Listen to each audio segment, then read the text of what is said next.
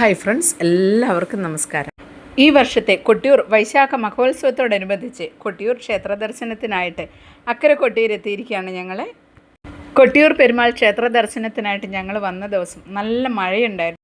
ദക്ഷിണകാശി എന്ന പേരിലാണ് കൊട്ടിയൂർ ക്ഷേത്രം അറിയപ്പെടുന്നത്. ദക്ഷയാഗവുമായി ബന്ധപ്പെട്ടതാണ് ഇവിടുത്തെ ക്ഷേത്ര ഐതിഹ്യം. ഈ ക്ഷേത്ര ഐതിഹ്യത്തെക്കുറിച്ച് ഞാൻ മുന്നേ ഒരു വീഡിയോ ചെയ്തിട്ടുണ്ട്. അതിൻ്റെ ലിങ്ക് ഞാൻ താഴെ കൊടുക്കാം, അപ്പം നിങ്ങൾക്കത് ഉപകരിക്കുമല്ലോ. വീരഭദ്രൻ ദക്ഷനെ നിഗ്രഹിച്ച വാൾ മുതിരേരിക്കാവിൽ നിന്നും എത്തിയിട്ടുണ്ട്. ഈ ഉത്സവകാലം അത്രയും ആ വാൾ ഈ വാളറയിലാണ് സൂക്ഷിച്ചു വെക്കുക. അക്കരെ കൊട്ടിയൂർ ഭഗവാന്റെ ശ്രീകോവിൽ എന്ന് പറയുന്നത് ഈ മണിത്തറയാണ്. ഇത് താൽക്കാലികമായിട്ട് ഉണ്ടാക്കുന്നതാണ്. ഉത്സവം സമാപിക്കുന്നതോടെ മണിത്തറയിൽ താൽക്കാലികമായിട്ടുണ്ടാക്കിയ ഈ ശ്രീകോവിലും അഴിച്ചു കളയേണ്ടതാണ്. അങ്ങനെയാണ് അവിടുത്തെ ആചാരങ്ങൾ.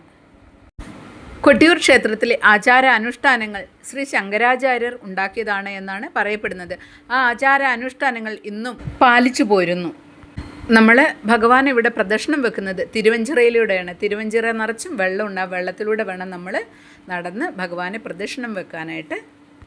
ഹരിഗോവിന്ദ എന്ന മന്ത്രോച്ചാരണത്തോടെയാണ് നമ്മൾ ഇവിടെ പ്രദക്ഷിണം വെക്കേണ്ടത്. ഈ ദീപം തെളിഞ്ഞു കാണുന്നതാണ് മണിത്തറ. മണിത്തറയിൽ ശ്രീകോവിൽ കെട്ടാനുള്ള ഒരുക്കങ്ങളാണ് നടന്നുകൊണ്ടിരിക്കുന്നത്. അക്കരെ കൊട്ടിയൂർ ക്ഷേത്ര ദർശനം നടത്തേണ്ടത് ഈറനോടെയാണ് എന്നാണ് പറയപ്പെടുന്നത്.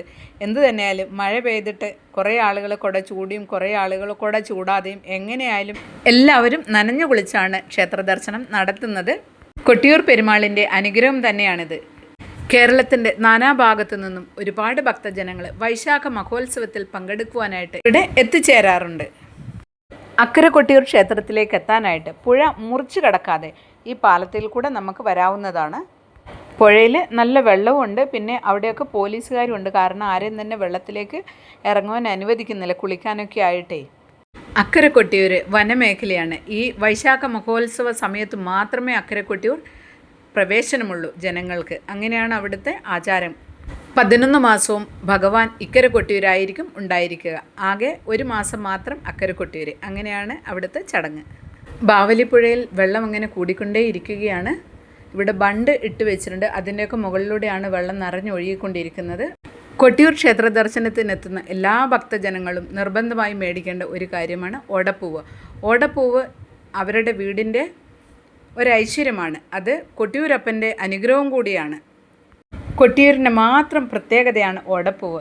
മുള കല്ലുകൊണ്ട് നന്നായി ചതച്ചെടുത്തിട്ടാണ് അവർ ഈ മനോഹരമായ ഓടപ്പൂവ് ഉണ്ടാക്കുന്നത്. കൊട്ടിയൂർ ക്ഷേത്ര ദർശനത്തിനെത്തുന്ന ഭക്തജനങ്ങൾക്ക് എല്ലാ ദിവസവും അന്നദാനവും ഉണ്ട്. കൊട്ടിയൂരിൽ നിന്ന് നാനാഭാഗത്തേക്കും ഗതാഗത സൗകര്യമുണ്ട്. ഇത് ഇവിടെ എത്തുന്ന ഭക്തജനങ്ങൾക്ക് ഒരുപാട് സൗകര്യപ്രദമാണ്. ഇനി വരും ദിവസങ്ങളിൽ തിരക്ക് കൂടാനാണ് ഒരുപാട് സാധ്യത. കൂടുതൽ കൊട്ടിയൂർ പെരുമാൾ ദർശനം നടത്തുവാൻ എല്ലാവരെയും ഭഗവാൻ അനുഗ്രഹിക്കട്ടെ എന്ന് പ്രാർത്ഥിച്ചുകൊണ്ട് വീഡിയോ ആദ്യമായിട്ട് കാണുന്ന ആരെങ്കിലും ഉണ്ടെങ്കിൽ മറക്കാതെ ചാനൽ സബ്സ്ക്രൈബ് ചെയ്യണം കേട്ടോ. നിങ്ങളുടെ വിലയേറിയ കമൻറ്റ്, ലൈക്ക്, ഷെയർ ഒക്കെ പ്രതീക്ഷിക്കുന്നു. ഹര ഹര മഹാദേവ്. കൊട്ടിയൂർ പെരുമാൾ ശരണം.